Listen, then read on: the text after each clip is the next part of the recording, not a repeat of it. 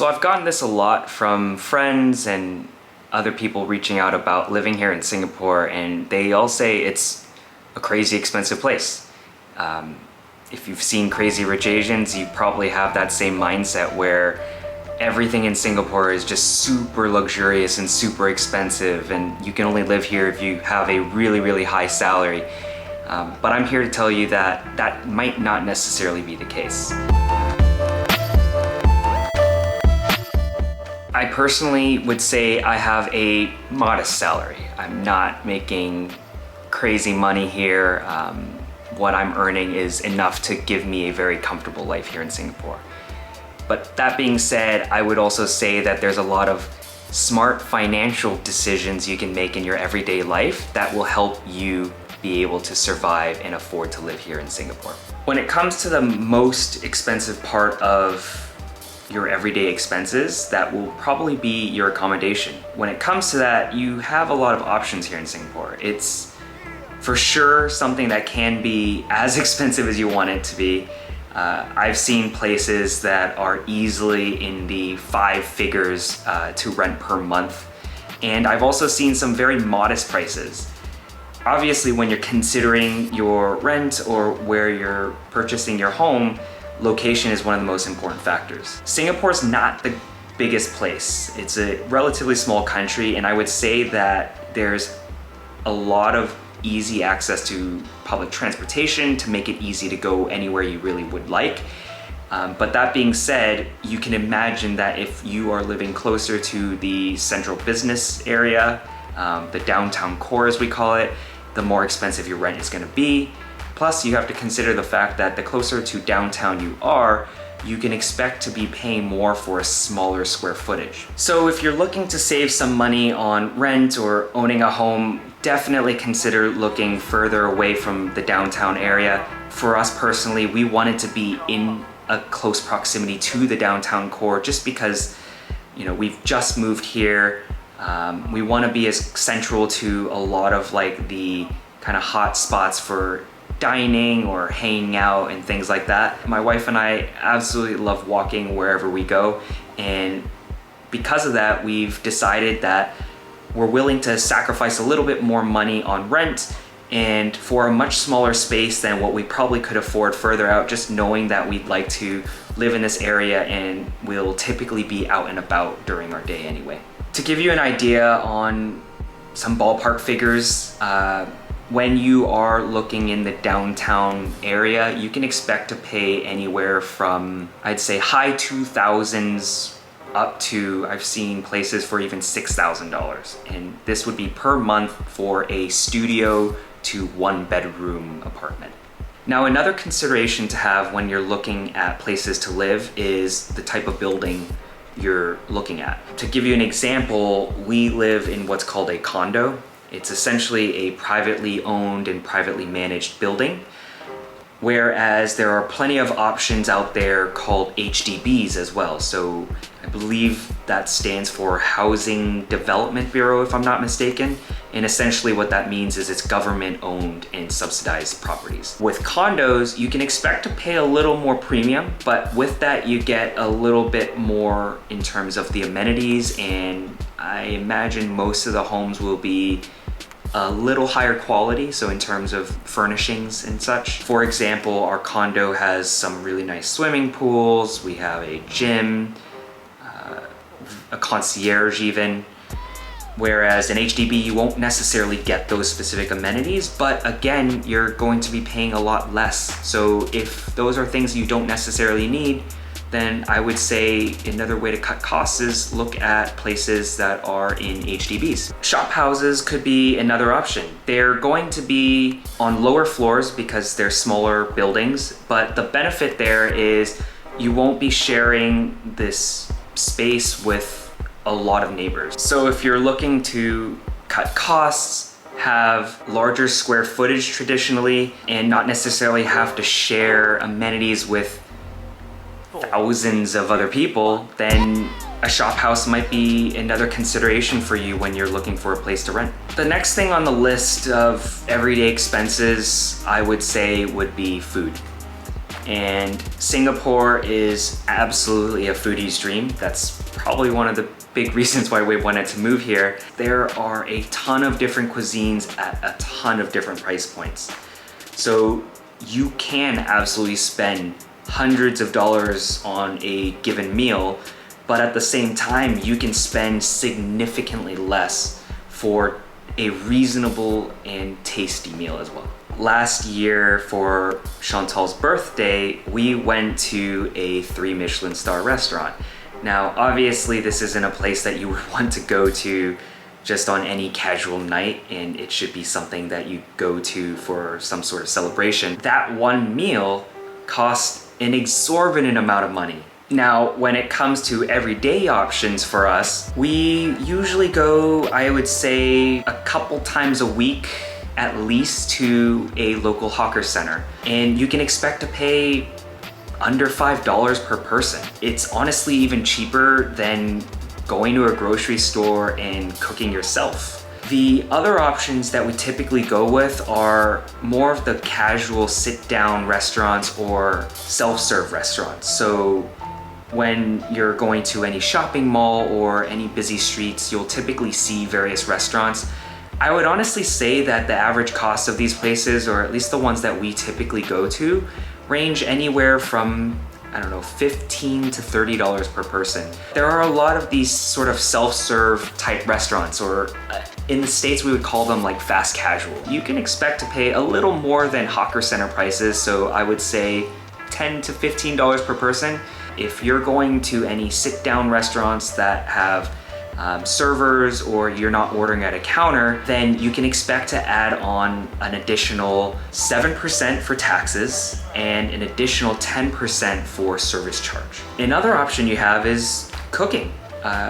There's a lot of different grocery stores in Singapore, and some of them, yes, can be a little bit more expensive, but you're typically paying for higher quality. But you also have a ton of wet markets as well. So we have some local fruit stands and places that sell vegetables. The wet markets have butchers and like a lot of seafood options as well. And if you are the type who likes to cook and meal prep especially, then that could be a really cost-effective alternative as well, instead of constantly going out to eat all the time. Along the lines of food, and this is something you might typically go to a restaurant to get anyway, is alcohol. Alcohol, as we've mentioned before in other videos, is really expensive here. Most of the times you can expect to pay up to $25 for a cocktail at a bar or a nice restaurant. If you go to some of those more casual places, I think you might be able to score a beer for $8, but even then, the costs add up. If you consider the fact that you're even spending $8 for a beer, as I mentioned earlier, you can actually go to a hawker center and pay less than $5 for a full meal. If you're looking to save money, don't go out and drink all the time. Before you get all confused and everything, yes, I'm wearing a different shirt. It is a new day. I didn't get to finish this in one take. So now that we've got that out of the way, let's move on to the next one. Another consideration is around transportation. Singapore is a really expensive place to own a car. When it comes to purchasing a vehicle, they tax the heck out of it. And part of the reason they do that is to keep cars off the road and minimize the amount of traffic.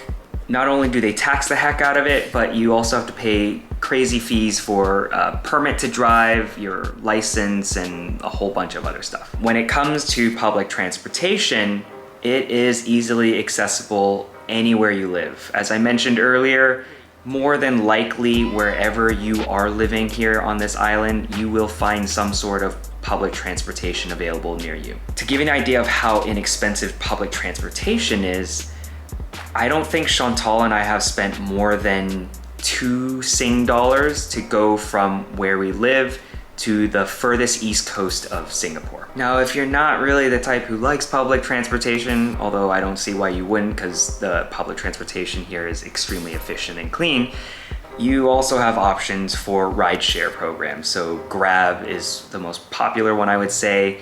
There's a taxi company called Del Gro. They all have apps and they make it really easy for you to book. You will of course expect to pay a little bit more because this is like a private hire. Even then, I find that it's a lot more affordable here than it is in the US. Singapore is a pretty walkable place. Wherever you live, more than likely you're gonna have a cluster of restaurants, whether it's a hawker center or a shopping outlet, and there's a lot of coverage areas to keep you shaded. Yes, it's very hot and humid here, but if you can get over that, and if you really are looking to cut costs, walk. It's something that we do a ton of, and I think that's part of the reason why we've been able to save quite a bit of money as well. Now, let's say you're going a little further away and walking is sort of out of the question. You don't have to take public transportation. You've actually got another good option here, and that would be grabbing a set of wheels. Whether that's a scooter or a longboard, or the more common option, which is a bike. There are plenty of places for you to purchase a bike, and you can even get one pre-owned on websites like Carousel. Singapore is actually looking to double the amount of bike paths or bike-friendly roads here in Singapore. So they are encouraging more people to get out, exercise more, and this will allow you to be able to safely get from one place to another. And if you don't necessarily want to own a bike, there are options for bike sharing apps. If you walk around and notice random bikes on the sidewalk, chances are it's actually one of those bike sharing apps where you can scan the QR code on the bike. Essentially, it unlocks itself, and then you pay by the distance that you're using it, or pay for the time that you're using it. Now let's talk about utilities. I don't know anyone who doesn't own a phone, so you're gonna obviously have to pay for that. If you don't have internet at your home, you must be crazy. Well, also you probably wouldn't be watching this. And of course you gotta pay for your electricity and water. Our mobile phone plans, we're paying $20 each per month, and this is for 20 gigs of data and minutes and text messages as well, but we honestly never use that. Back in the US, any of those common plans that you would get, we're paying like $110 US. So it is way, way cheaper here. Now, when it comes to internet at home, we're paying $50 a month for that. And this is one of the more common or typical providers out here, which is Singtel. The package we're getting offers 1 gig per second download speeds. We were with another common provider back in Boston called Xfinity. Our service, I believe we paid for, was 100 meg download speeds. On top of that, we were paying about $85 US. So it's almost double the amount that we're paying here for a fifth of the quality that we're getting here. I'm sure there are other packages as well. So if you're looking to pay even less, they probably offer other options as well. But in my mind, I would say $50 per month for the internet speeds that we're getting, especially when we're working from home quite a bit these days. It's absolutely worth it. When it comes to energy bills, so this includes water, electricity, or even gas if you have it, we are also realizing we're still paying significantly less here than we were in Boston. Now, I will say that one factor to that will probably be the square footage of our home. So back in Boston, the place we lived in is probably double the size of our current place. And because of that, you can expect to pay a little bit more to either run your air conditioner or heater if you're in Boston. Chantal and I have always been pretty eco-friendly when it comes to minimizing our use of electricity and water consumption. And I will definitely say that goes quite a ways. So we're not blasting the AC, which is probably the biggest energy consumer in your house. Whenever there's a nice breeze, we'll typically open the window. We also have a very energy efficient fan that we typically run instead. Water consumption, it's the same thing. We're not just letting our faucet run as we're brushing our teeth. We're showering as efficiently as possible.